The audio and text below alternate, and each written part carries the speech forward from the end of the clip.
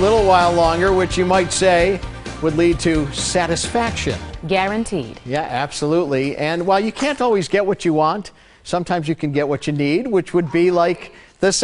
Thank you, Shannon. You picked that? That's good. Dry days. We've been almost 2 weeks since we've had any measurable precipitation. Happy Sunday evening, everybody. The last time we had any precipitation of note, it was the third day of the month, and that was 3.4 inches of snow. Nothing like that in the near future. Here's a live look right now from our Menominee Falls tower cam. And in the falls, how about this? We're getting some bonus last-minute sunshine. The clouds thickened up a bit during the latter part of the day, but they're going to thin out a little bit as we go through the evening and nighttime hours as well. Turned out to be a very pleasant weekend overall, and she alluded to it, Shannon did. That's right, in your weather headlines. Tomorrow, some will be near 70. Then a dramatic drop comes our way, but blue skies will come back before you know it. Outside right now across southeastern Wisconsin, this is fairly remarkable.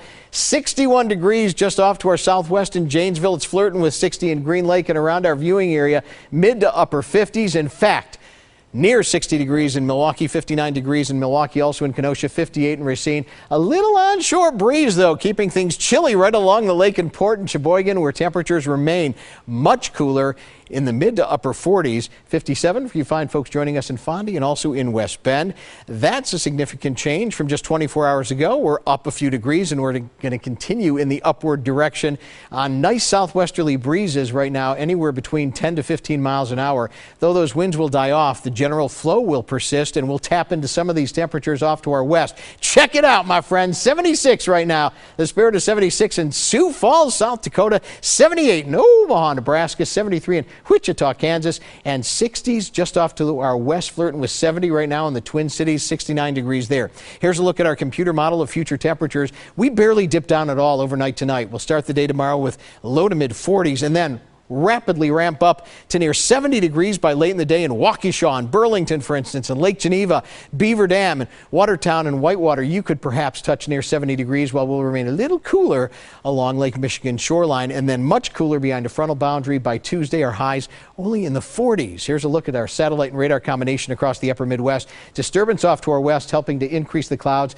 Main area back farther off to the west in the northern plains. That's going to sweep on by, approach us tomorrow night, and once that front does exit, I think we'll see high pressure build back in with much cooler temperatures. So your Storm Team forecast for tonight.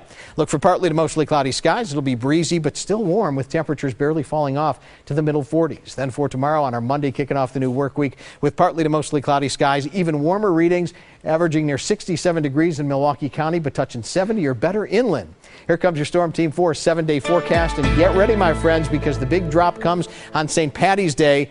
In fact, on St. Patty's Day, with the little dancing leprechaun, about 44 degrees for a high temperature, and then 40s for the balance of the week as well. Will remain much cooler, but even though we'll be in the 40s, in the mid 40s, that's still a degree or two above where we should be for this time of year. So, Shannon, a taste of reality coming back into the picture. All I can say is jumping jack flash. Oh, see, look at you. You're playing the game. I like that. Nice job. Yeah, all right. All right, well, next